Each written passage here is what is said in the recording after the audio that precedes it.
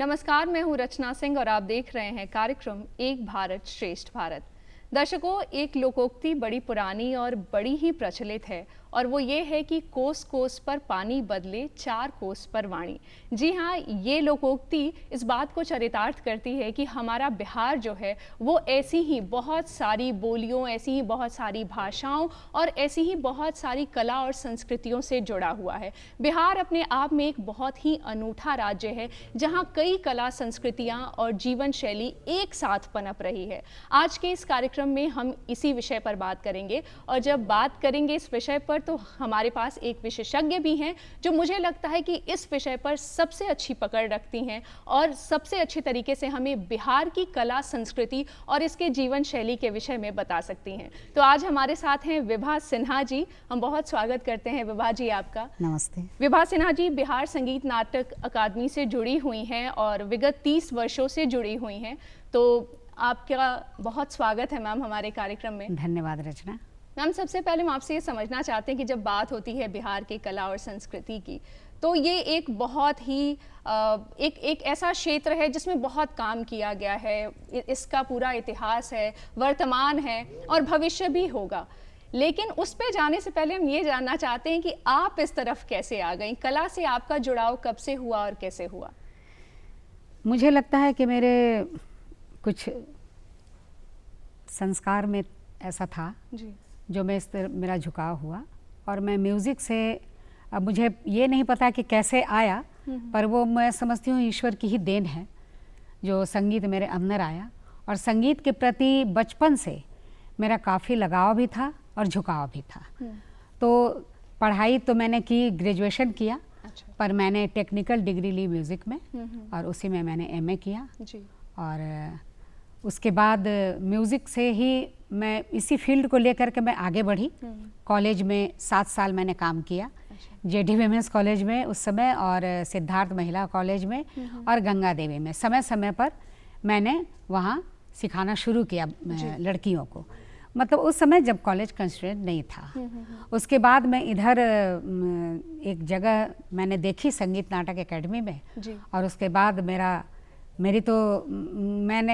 बल्कि ये कहूँगी कि बिल्कुल ये मेरी रुचि का विषय था और इस ओर मेरा झुकाव हुआ। और उसके बाद मैं यहाँ आ गई बिहार संगीत नाटक एकेडमी में 1992 में आई। अच्छा। और 30 वर्षों का मेरा अनुभव बिहार संगीत नाटक एकेडमी में कार्य करने का रहा। और यहाँ रहकर मैंने बहुत सारे कार्य किए। सरकार की योजना का जो एक अनुपालन और अनुसरण होता है इस संस्था में, वो हुआ। कला संस्कृति युवा विभाग के अंतर्गत ये संस्था आती है और जो भी कला संस्कृति की विभाग की जो योजना है उसको मूर्त रूप देने का काम बिहार संगीत नाटक एकेडमी करती है। तो मैम, ये तो 30 साल का आपका जो अनुभव है ये ऐसे ही तो आया नहीं, उससे पहले भी आपका एक जीवन परिचय है जहाँ कहीं ना कहीं संगीत जो है वो आपको, जैसा कि आपने कहा कि वो आपको विरासत में मिला है। तो घर में क्या संगीत का माहौल हुआ करता था और कहीं संगीत था जो आप में आ गया? संगीत की तरफ मेरा झुकाव ये हुआ कि अब पता नहीं मेरे खून में था क्या था, मेरे फादर बहुत अच्छा गाते थे। अच्छा। और बहुत अच्छी बांसुरी बजाते थे।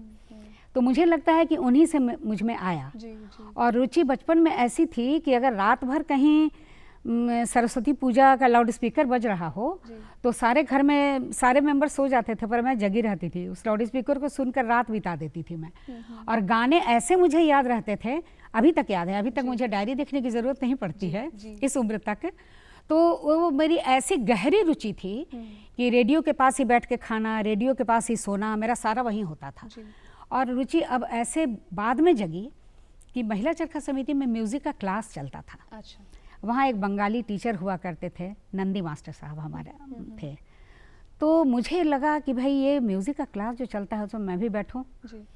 तो मैंने कहा, तो बोले कि नहीं बढ़िया है, तुम बैठो, आके बताओ तुम क्या गाती हो, गाओ। उस समय तो कुछ गाना जानती नहीं थी, इसीलिए कुछ फिल्मी गाना के 2-4 टुकड़े उनको सुना दिए।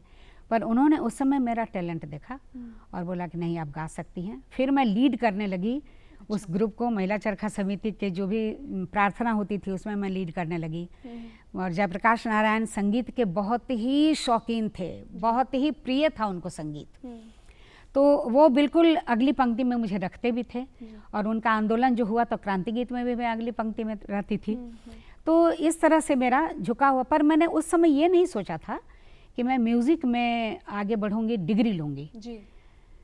पर मेरी माँ का योगदान मैं कहूँगी कि ज़्यादा है इसमें, क्योंकि उन्होंने मेरा रुझान और मेरा इंटरेस्ट जब देखा कि पढ़ाई से ज़्यादा इसका इंटरेस्ट इधर है जी।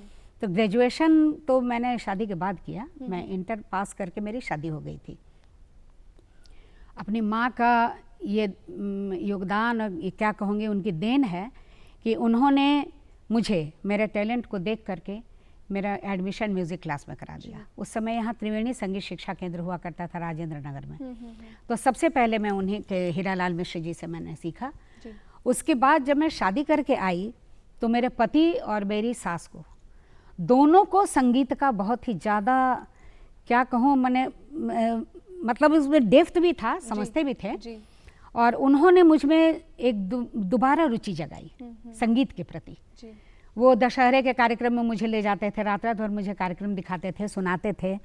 और एक बार तो ऐसा हुआ कि मेरा एग्ज़ाम में किसी तरह से मैं मिस कर गई जी। तो उनका इतना बड़ा श्रेय मैं देती हूँ उनको इस काम के लिए कि इलाहाबाद उन्होंने मुझे भेज कर और वहाँ रख कर म्यूज़िक का एग्ज़ाम दिलवाया। और उसमें जयप्रकाश नारायण जेपी हम लोग कहते थे दादाजी, उनका भी बहुत बड़ा योगदान था कि उन्होंने कहा कि नहीं तुम्हारा साल बर्बाद नहीं होना चाहिए, तुम जाओ वहाँ म्यूज़िक करो। तो मैं वहीं जा कर के अपना 2 साल मैंने वहीं कंप्लीट किया, बाकी तो यहीं सीखी मैं। और फिर उसके बाद घर में शादी के बाद मेरी बेटी हो गई, उसके बाद भी मेरे पति ने इसको जारी रखा। तो ऐसा था कि मैं सिंगर तो नहीं बन सकी, पर मुझे शायद पदाधिकारी के रूप में यहाँ आना था, इसीलिए मैंने संगीत नाटक अकेडमी में वो शिक्षा। कोरस सिंगर से लीड सिंगर आप बनती हैं, अगली पंक्ति में आती हैं और यहाँ से आपके सफ़र की शुरुआत होती है, म्यूज़िक में इंटरेस्ट भी डेवलप होता है और यहाँ से म्यूज़िक का एक अलग सफ़र शुरू होता है। तो ये बिहार संगीत नाटक अकेडमी को आपने कैसे एक्सप्लोर किया और यहाँ आकर आपने कौन कौन से काम किए? बिहार संगीत नाटक अकेडमी में देखिए जो भी था विभाग के द्वारा जो योजना होती थी उसी को मूर्त रूप देने का अकेडमी ने अपना काम किया। मैंने व्यक्तिगत यहाँ कुछ भी नहीं किया। व्यक्तिगत था कि मेरा एक कॉन्सेप्ट था कि हाँ हम अपनी योजना को कैसे मूर्त रूप दें, तो वो कॉन्सेप्ट। लेकिन यहाँ रह करके मुझे लगता है कि मैंने एक बड़ा काम किया जो मुझसे संबंधित है व्यक्तिगत।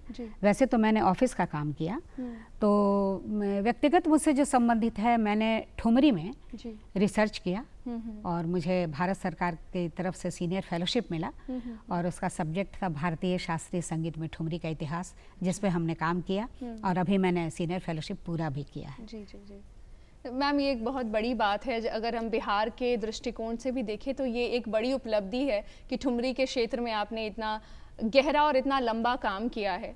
अगर बिहार की कला और संस्कृति को हम देखें तो आप किस तरीके से इसे देखती हैं? क्योंकि जैसा कि मैंने पहले भी कहा कि ये एक लंबी परंपरा हमारी रही है और कला संस्कृति से बिहारी जो हैं, बिहारवासी जो हैं, बहुत जुड़े रहे हैं। आप इससे कैसे देखती हैं? देखिए, बिहार की कला तो प्राचीन कला भी इसकी काफ़ी समृद्ध है, मैं तो यही मानती हूँ। और मैंने इतने दिन इतने वर्षों इसमें जो काम किया है उसमें मुझे बहुत तरह के विविध आयाम कला के देखने को मिले, जैसे प्रदर्श कला और चाक्षुष कला। आप विजुअल आर्ट और परफॉर्मिंग आर्ट को आप देखें अगर तो बिहार में मधुबनी पेंटिंग के बारे में तो कहना नहीं है कि वो विदेश और देश सब जगह प्रख्यात और विख्यात है ये पेंटिंग। और जहाँ तक आप प्रदर्श कला की बात करती हैं, प्रदर्श कला में तो काफ़ी कलाएँ हैं बिहार में। जैसे आप अगर लोक कला की बात करती हैं तो लोक कला में काफ़ी आयाम हैं इसके। हर संस्कृति पर, हर रिचुअल्स पर, जन्म से मृत्यु तक के गीत बिहार में हैं आपके। आप जन्म लेती हैं तब आपके बधाई के गीत गाए जाते हैं और जब आपकी मृत्यु होती है तो निर्गुण गाया जाता है। तो बिहार इस मामले में काफ़ी समृद्ध और काफ़ी मैं क्या कहूँ भरा पूरा है। भरा पूरा है, मतलब हम लोग उतना इसको देख नहीं पा रहे हैं जितना ये भरा पूरा है। और बहुत सारी चीज़ें इसमें समाहित हैं, जैसे हमारे यहाँ रिचुअल्स जो होते हैं, शादी, ब्याह, जनेऊ, मुंडन, जन्म से लेकर के मृत्यु तक। अभी मैंने आपको बताया कि जितने सारे गीत होते हैं, तो इसको गांव में जैसे गीत गवनई कहा जाता है, कुछ चौपाल होता है गांव में, जैसे चैता गाते हैं पीपल के उस पर बैठ करके सब। गर्मियों में आप देखिएगा कि हारमोनियम लेके मंदिरों में कीर्तन होते हैं। तो कला संस्कृति के क्षेत्र में बिहार के जैसा समृद्ध राज्य मुझे नहीं लगता है, मेरी दृष्टि से अगर कोई देखे तो मुझे नहीं लगता है कि कोई दूसरा है। हाँ, उत्तर प्रदेश है जो इसके, बिहार और उत्तर प्रदेश चूँकि आसपास ही हैं, मिला जुला सा है और काफ़ी दोनों में समानता है। गीत भी आपको वैसे मिलेंगे, जैसे हिंदी में भी गीत हम लोग बिहार में गाते हैं, यूपी में भी गाते हैं, लेकिन बिहार में है ना कि 5 अंचल जो है इसके, तो 5 बोलियां जो है इसकी, जैसे मगध है तो मगही है, भोजपुरी है, मिथिलांचल में मिथिला की बोली है, और इधर से अंग देश में अंगिका है, और फिर इधर वैशाली आप चले आइए तो वज्जिका है। तो ये 5 जो लैंग्वेजेज है ना, ये पांचों में जो अलग अलग गीत हैं और गीतों की जो परंपरा है वो सभी राज्यों से इसको अलग करती है। इसीलिए ये विविध प्रदेशों से मुझे विशेष लगता है कि ये विविध प्रदेशों से ये विशेष राज्य है जिसमें इतने तरह की भाषा है, मिश्रित संस्कृति है हमारी। और संस्कृति भी ऐसी है कि आप ये देखिए कि आप गांव में जाती हैं तो आपको वही गीत सुनने को मिलेंगे जो शहर में भी रिचुअल्स अगर आप करते हैं, और अगर गांव की मिट्टी से आपका जुड़ाव है तो आप शहर में भी उस रिचुअल्स को फॉलो करते हैं।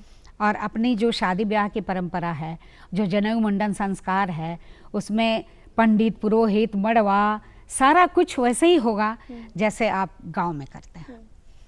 मैम, जैसा कि अभी आप जिक्र कर रही थी कि 5 बोलियां हैं यहाँ पर, और पांचों बहुत महत्वपूर्ण बोलियां हैं और सबका अपना अलग साहित्य भी है। मिथिलाक्षर तो अपने आप में बहुत अलग है, और उसके अलावा अगर हम बात करें तो उसमें गीत भी बहुत सारे हैं और बहुत सारे नृत्य भी हैं।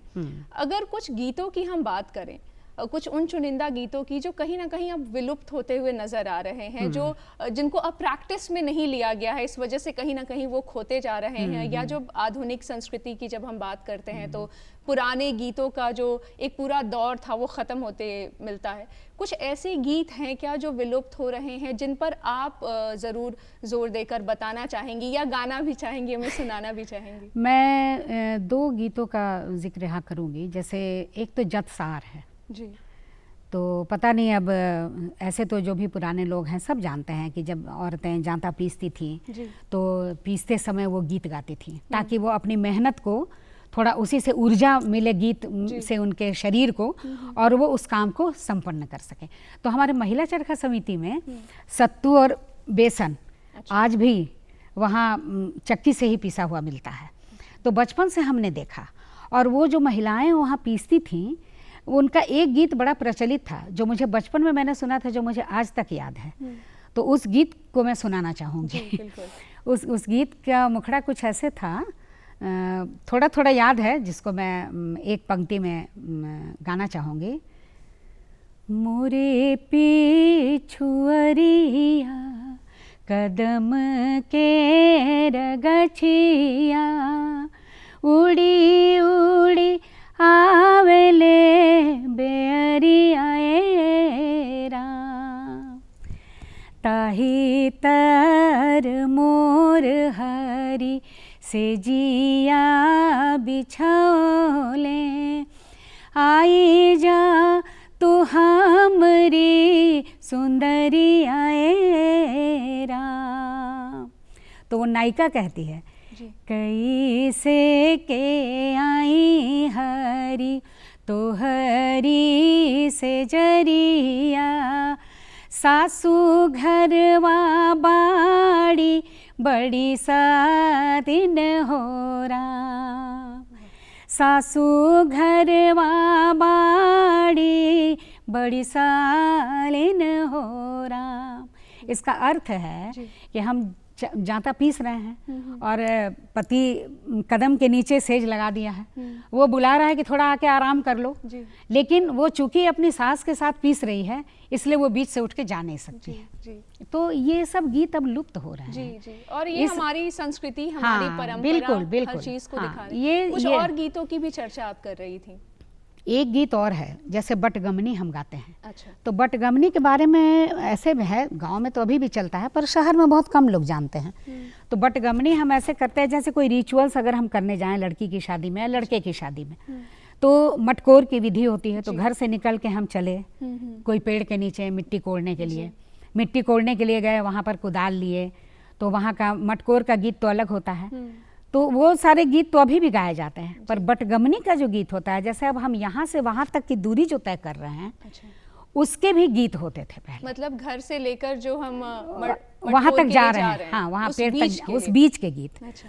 तो वो जैसे अब है कि वो उसको माना जाता था कि चलिए हम एक वन में हैं और वन में जा रहे हैं। अच्छा। तो उस तरह का गीत है कि अब चलिए भगवान से प्रार्थना भी कर रहे हैं, ये भगवान के ही गीत गा रहे हैं। हाँ। पहले तो ऐसे ही होता था रिचुअल्स में ना, कि 5 गीत सिर्फ देवी देवताओं के गाए जाते थे। संझा पराती, जैसे 4 बजे सुबह उठ के पराती गाने की प्रथा थी, शाम को संझा गाने की प्रथा थी, जो अब ये प्रथा नहीं रही, अब ये विलुप्त हो रही है प्रथा। अब 4 बजे सवेरे उठ के कोई नहीं बैठ के गीत गाता है। और शाम को भी संध्या, बहुत ऐसे भी घर हैं जहाँ इनकी मान्यता अभी भी है। जी, जी। और बहुत ऐसे घर हैं जहाँ मान्यता ये खत्म हो चुकी है। हम बटगमनी आपसे जरूर सुनना चाहेंगे। तो बटगमनी के जो गीत हैं वो बटगमनी है, उसका मैं 2 पंक्ति उसकी भी दोहराना चाहूँगी। रघुवर संग बन हम जाएब है सखी, रघुबर संग बन हम जाएब है सखी, से हो रघुवर जी के भूख लगतु है, से हो रघुवर जी के भूख लगतु है, अब बन ही में भोजना बनाएब सखी, रघुवर संग बन हम जाएब है सखी।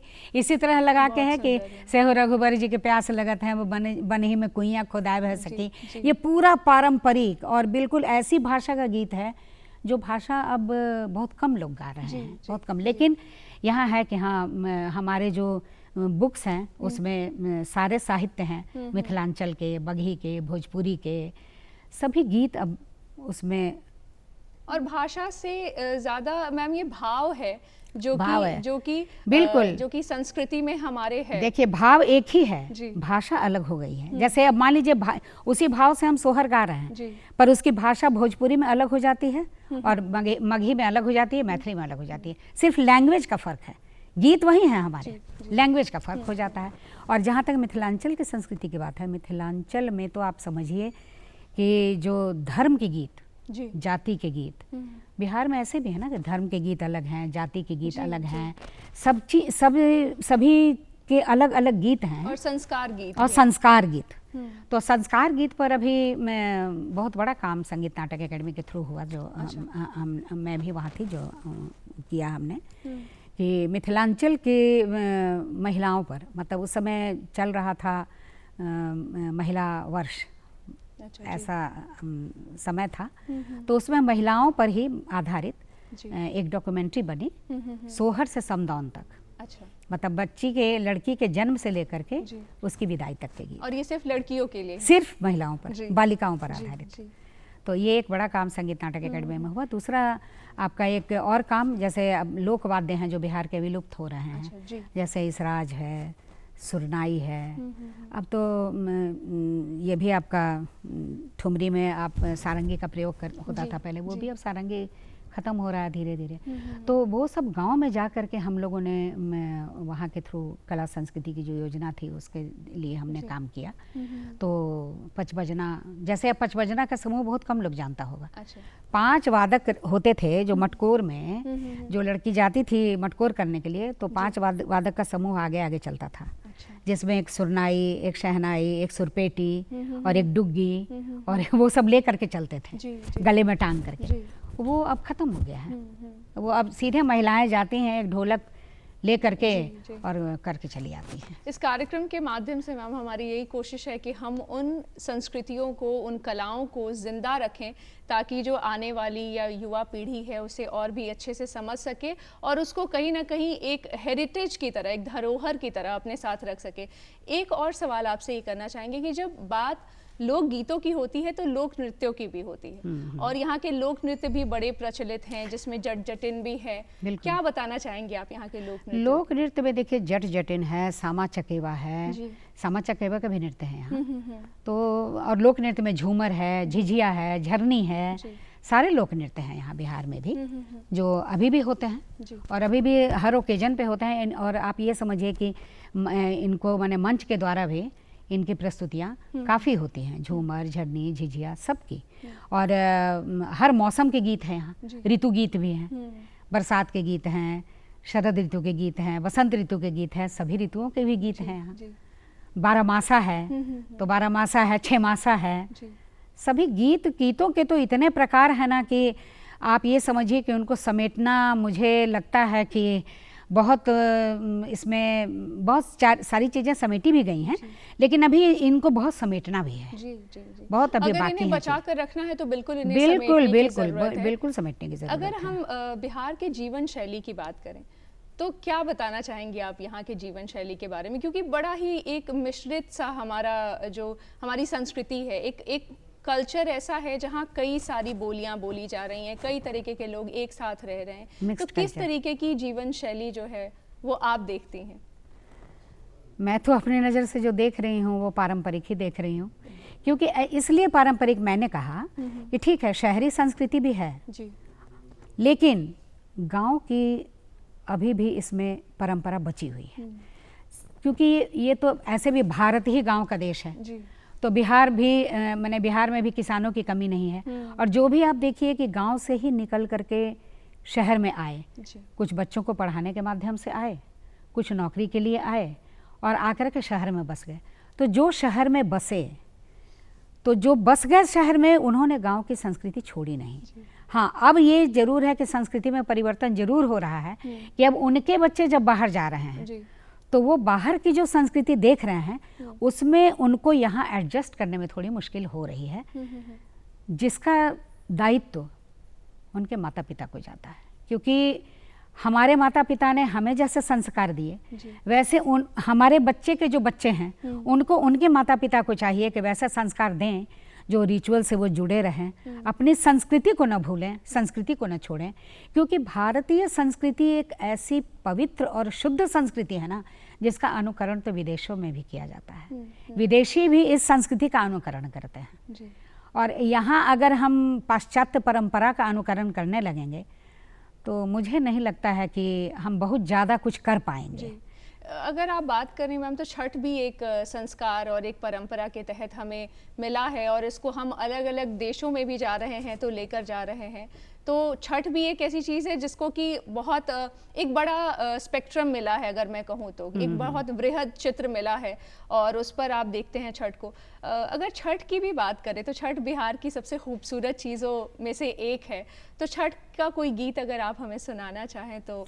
छठ के बारे में आपने सही कहा रचना जी, छठ के जैसा पवित्र त्यौहार मुझे नहीं लगता है कि देश या विदेश में भी कोई है।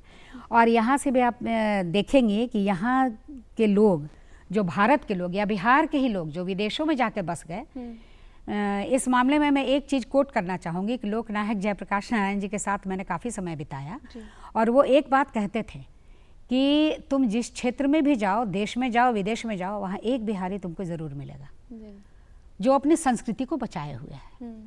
तो मेरा ये कहना है कि जैसे विदेश में भी वहाँ तो समुद्र है जी, गंगा है नहीं, तो जहाँ गंगा है वहाँ भी छठ, जहाँ समुद्र है, मुंबई में भी समुद्र है जी। लेकिन देश और विदेश तक ये त्यौहार बहुत प्रचलित है और यहाँ की तो मैंने छठ की तो खैर कुछ बात ही नहीं कही जा सकती है।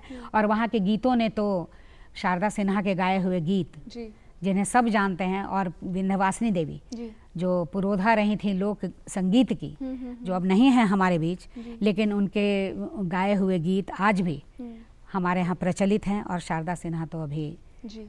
गा ही रही हैं। और भी बहुत सारे लोकगीत ऐसे हैं, लेकिन छठ के गीतों में मेरे पास तो बहुत सारा संकलन है, पर मैं एक ऐसा सुनाऊंगी जो बिल्कुल पारंपरिक है और जिसे सभी जानते हैं।